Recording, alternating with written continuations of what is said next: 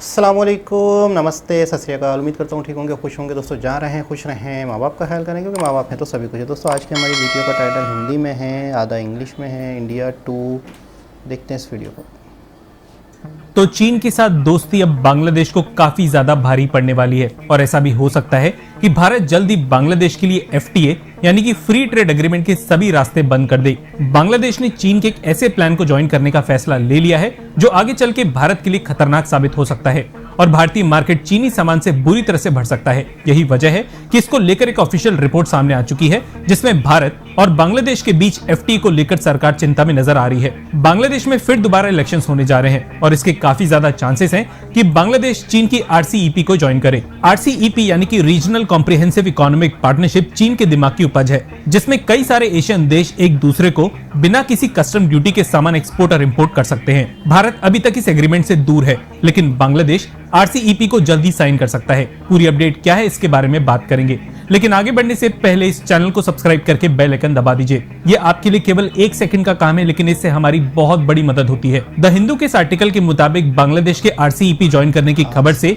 भारतीय सरकार और सतर्क हो चुकी है और बांग्लादेश के साथ अब एफटीए फिर दोबारा नेगोशिएट किया जा सकता है। दरअसल भारत से ज्यादा बांग्लादेश में चीनी सामान का इंपोर्ट होता है और अगर बांग्लादेश चीन के साथ इस एग्रीमेंट को साइन कर लेता है तो बांग्लादेश ड्यूटी फ्री अपना सामान आरसीईपी के मेंबर्स को एक्सपोर्ट तो कर ही पाएगा, इसके अलावा बांग्लादेश में भी चीनी सामान धड़ल्ले से इंपोर्ट होना शुरू हो जाएगा। इससे होगा ये कि बांग्लादेशी व्यापारी फिर इस चीनी सामान को भारत री एक्सपोर्ट करना शुरू कर देंगे और क्योंकि ऐसे बहुत से प्रोडक्ट्स होते हैं जिसके कंट्री ऑफ ओरिजिन का पता नहीं लगाया जा सकता, इसलिए चीनी सामान को बांग्लादेश के रास्ते भारत में बड़ी मात्रा में डंप करना शुरू कर सकता है। आरसीईपी में फिलहाल 15 देश शामिल है और भारत इस एग्रीमेंट से अभी तक बाहर है। दरअसल अगर भारत इस एग्रीमेंट को साइन कर लेता तो चीन बेरोक-टोक भारत में अपना सामान डंप करने लग जाता और भारत का बढ़ता हुआ मैन्युफैक्चरिंग इकोसिस्टम इसे खतरे में आ सकता था। चीन के साथ भारत का ट्रेड डेफिसिट ऑलरेडी $83 बिलियन तक पहुंच चुका है। साथ ही साथ 2026 तक बांग्लादेश से लीस्ट डेवलपिंग देश का खिताब भी वापस ले लिया जाएगा। इससे होगा ये कि बांग्लादेश को कई सारे सेक्टर्स में मिलने वाला कंसेशन बंद कर दिया जाएगा और यही वजह है कि बांग्लादेश आरसीईपी को ज्वाइन भी करना चाहता है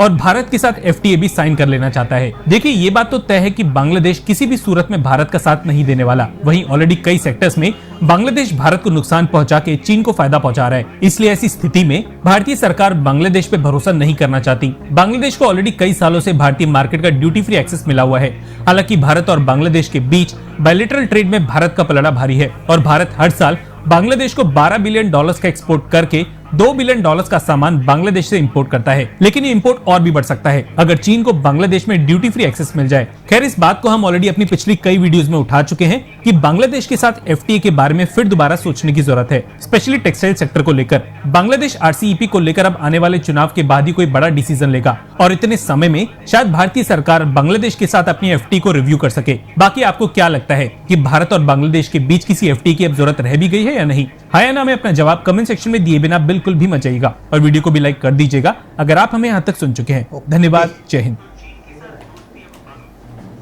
जी जनाब, सबसे पहले तो मैं कहूँगा कि कितनी ज़्यादा दूर की सोच, कितनी ज़्यादा मतलब है कि अपने कंट्री में मैन्युफैक्चरिंग के मामले को लेके कितनी ज़्यादा गहराई में सोचा जाता है, कितनी ज़्यादा डेप्थ में सोचा जाता है कि चाइना का माल हमने नहीं लेना, अपने ही कंट्री में मैन्युफैक्चरिंग को फ़रोग़ देना है, अपने ही कंट्री में मैन्युफैक्चरिंग को ज़्यादा से ज़्यादा बढ़ावा देना है ताकि मुल्क की ग्रोथ हो। लेकिन मसला क्या आता है कि अगर आप एक बॉर्डर बंद करते हो, मिसाल के तौर पे चाइना का, कि चाइना से हमारे यहाँ माल नहीं आएगा क्योंकि चाइना ही पूरी दुनिया को सप्लाई चेन बना हुआ है, हर चीज़ चाइना की, जिस चीज़ पर देख लो आप मेड इन चाइना, पूरी दुनिया की फैक्ट्री चाइना बना हुआ है, हर बच्चा जानता है इस बात को।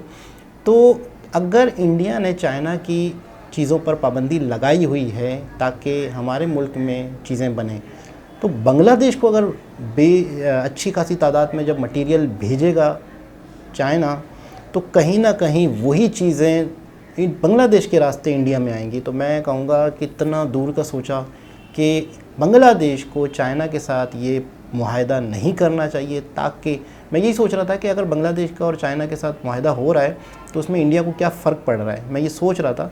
लेकिन बड़ी बेहतरीन तरीके से भैया ने बात समझाई कि वही माल बांग्लादेश के रास्ते अगर इंडिया में आने लग गया, क्योंकि बांग्लादेश के साथ तो पाबंदी नहीं है, इंपोर्ट एक्सपोर्ट अच्छे तरीके से चल रहा है, कोई इस तरह का वो नहीं है, तो वही माल अगर बांग्लादेश के रास्ते आने लग गया तो बात वही हो जाएगी। जिस तरीके से इसी को रिवर्स कर लेते हैं, जिस तरीके से इंडियन प्रोडक्ट हमारे यहाँ पाबंदी है, इंडिया की लेन देन हमारे साथ नहीं है, लेकिन वही घूम फिर के दुबई के रास्ते, यूएई के रास्ते पाकिस्तान में वो चीज़ आ रही होती है, वो ओके है, वो उल्टा महंगी भी पड़ रही होती है। हम इंडियन प्रोडक्ट को पाबंदी लगाई हुई है लेकिन दूसरे रास्ते से आ रही है। इसी तरीके से चाइना की प्रोडक्ट पर अगर इंडिया ने पाबंदी लगाई हुई है, बांग्लादेश के रास्ते आएगी, तो जाहिर सी बात है लोकल मैन्युफैक्चरिंग को फ़र्क पड़ेगा। लोकल सतह पे जो लोगों ने कारखाने फैक्ट्रियाँ लगा दी, प्लास्टिक के बर्तन या वगैरह वगैरह बहुत सारी चीज़ें जो होती है घरेलू इस्तेमाल की, ज़्यादातर हर चीज़ के अंदर लोगों ने इन्वेस्टमेंट कर ली ये सोच के कि नहीं यार चाइना पे पाबंदी है। इस वक्त जो गवर्नमेंट है वो मुल्क में बनी हुई चीज़ों को फ़रोग दे रही है, मुल्क में बनी हुई चीज़ों को अप्रिशिएट कर रही है, जो कारखाने लगा रहे हैं, इन्वेस्टमेंट कर रहे हैं, उनको इनिशिएटिव दे रही है। लेकिन जब वही मटेरियल और सस्ता तरीन होके बांग्लादेश के रास्ते अगर इंडिया में आ रहा होगा तो फिर उनका क्या होगा, फिर इतनी बड़ी बड़ी स्कीमों का क्या होगा।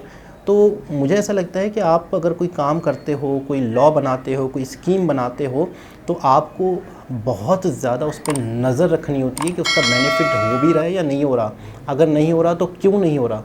तो मैं मतलब वाकई इंडियन सोच को, इंडिया की जो पॉलिसियाँ हैं, इंडिया की जो एक सिस्टम चलाने वाले लोग हैं, इनको मैं वाकई दाद दूंगा कि कितना दूर की सोचते हैं। तो एक बहुत ही ज़बरदस्त वीडियो थी। दोबारा किसी और वीडियो के साथ आपसे मुलाकात होगी। जब तक के लिए अल्लाह हाफ़िज़।